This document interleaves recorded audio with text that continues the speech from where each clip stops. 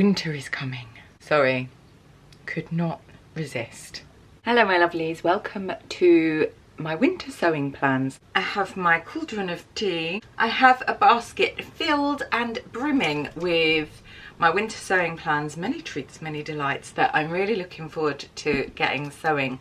But before I dive in to this delectable lusciousness, I just wanted to say a very warm welcome to the new faces that have subscribed. Thank you so much. It's really lovely to have you here in my little cottage by the sea on the south coast of merry oldie England. My little cottage is where I like to stitch and craft my way to a vintage inspired lifestyle. So winter sewing plans, there's rather a lot to get through, so I had better crack on. The first thing that I want to do, my lovely friend Hulahannna, who I mention all the time, sent me this fabric from Birmingham, the rag market, and I've been after a black lurex, so shiny, listen, swish, because I want to make another vampire's wife, faux vampire's wife style dress, and I'm kind of thinking either this sort of like mini dress or this one. I haven't quite decided. There's a couple of meters, so really it depends on which one I can do. I don't really wear mini dresses. I don't know why. I used to, but I'm just thinking maybe I want to do a little bit of mini in my life. So that is the first one. It's a really lovely sort of taffeta texture with a lovely shimmer. So I am staying true to the gothic nature of my heart whilst also doing a bit of disco shimmering. So the next fabric, which if you've been watching my Vlogtober vlogs episodes, I will have shown you, but anyway, hey. I've now worked out what I'm doing with this fabric. So this is from Missy Mop Fabrics. It's a lovely viscose, black viscose with this really lovely white ivory floral print. It is vintage, and what I'm going to be doing, no surprise, one of my favourite commercial patterns. I don't really use very many commercial patterns these days because I'm a pattern cutter, and if you're part of my sewing coven on Patreon at Tara's School of Dressmaking, you know most of the stuff that we do is from blocks that we've drafted for ourselves, but I really love this pattern, cannot get enough of it. So I'm going to be doing a bit of a hack. I'm going to be doing a different collar and some like sleeves of Fabulosity. So I'm going to Franken hack these sleeves onto this dress, and I'm going to do a different collar, which I'll probably do a little video tutorial for. So if you want to do some collar hacking, you can join in. And that is for a sort of a lookbook that I'm working on.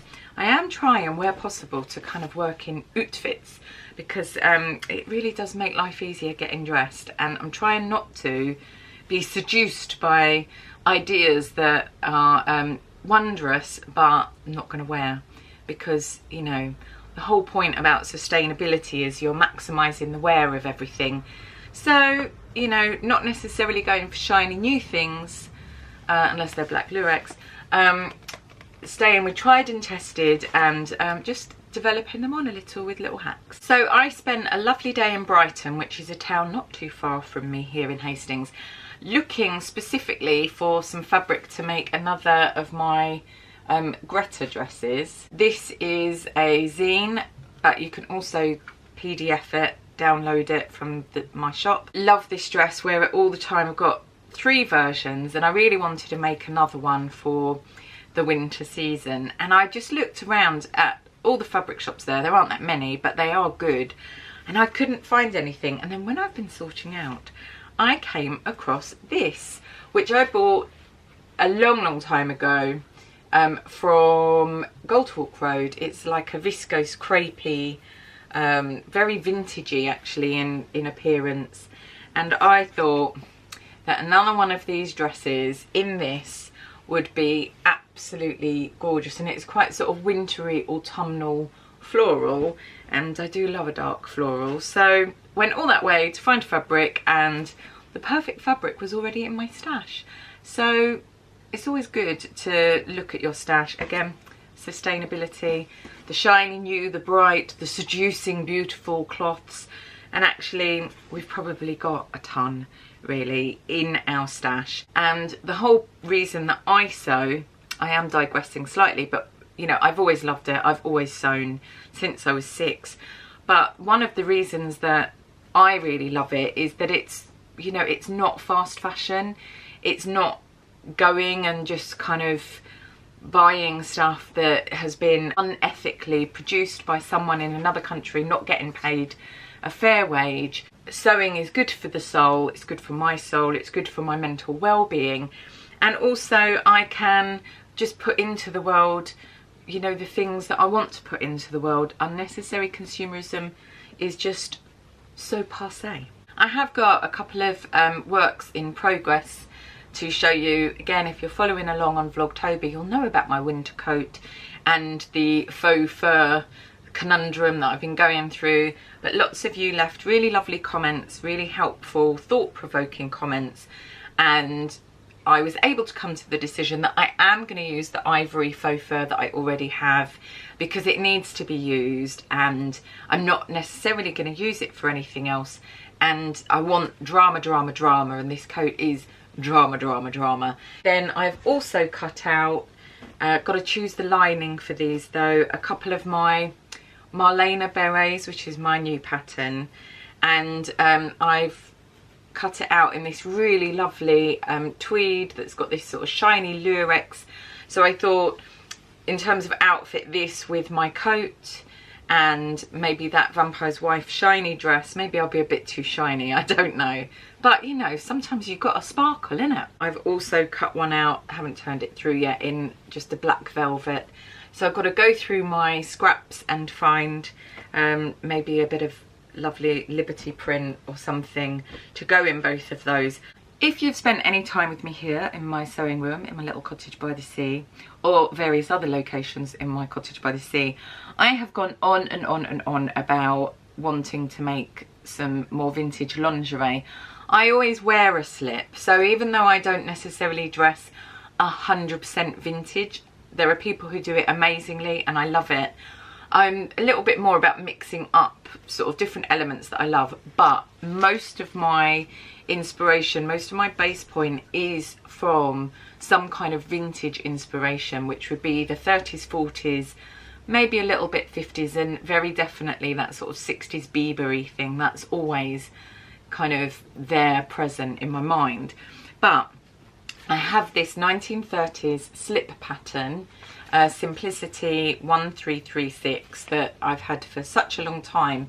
It's a very simple pattern from the line drawing. It's not my size, bust 36. So I'm gonna have to kind of get the pattern out and then resize it.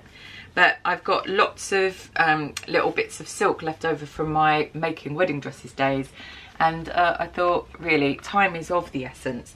And I also have this sort of shocking pink, which I thought would be really lovely. So I've got lots of ivories, whites and pale pinks, but then also this shocking pink, and I actually would like some black silk to do some, but I wear them all the time, so it's really worth making a few and then maybe using some of my vintage lace to add a bit of je ne sais quoi. So that's definitely got to happen.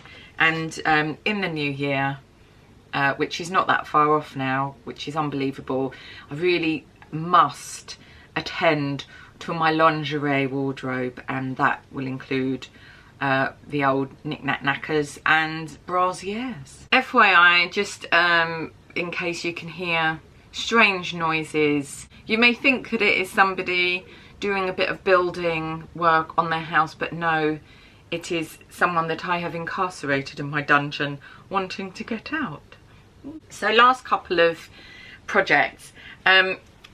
I shared this on a Monday Musings a really long time ago. It's a vintage bedspread, quite a lot of fabric here, and blush pink, perfect. And I've been sort of pondering what to do with this, and now I have decided that I'm going to make another circle skirt. I wear my circle skirts all the time. This little zine takes you through how to pattern cut, And yeah, so I'm going to be making another circle skirt to go specifically with a black 1940s blouse that I bought from Sunless Antiques quite recently, which I will have shared as well, but I'm not sure when or where or how. Too many platforms to cope with. But that is very specifically for a particular outfit. I haven't checked to see if there's enough fabric to do a circle skirt. If I can't do my circle skirt, then I'll do some kind of half circle or something. But I'm very much hoping circle skirt will happen with this gorgeous fabric from probably the 1950s. Last but very much not least, another fabric that I would have shown you somewhere at some point. Again, my lovely friend Hulahannna sent this to me in lieu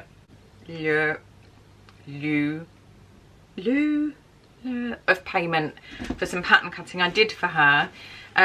It's really pretty pink with this kind of florally, satiny motif on it, and I've been very much thinking about loungewear and pyjamas and so on, and I bought this pattern quite a long time ago. New Look 6203 here, and you got like the trousers and the this sort of Mandarin Cheongsam style. Found this image in Pinterest land, which I thought was really lovely, and I've also been rewatching Penny Dreadful, which I do through October as a bit of a ritual, and I really love some of the beautiful Chinese robes that the character Vanessa Ives wears, and she sort of wears them to lounge around in with pyjamas underneath, sort of, because she's quite rebellious. The costumes are not particularly accurate, but I do love her costumes in the show.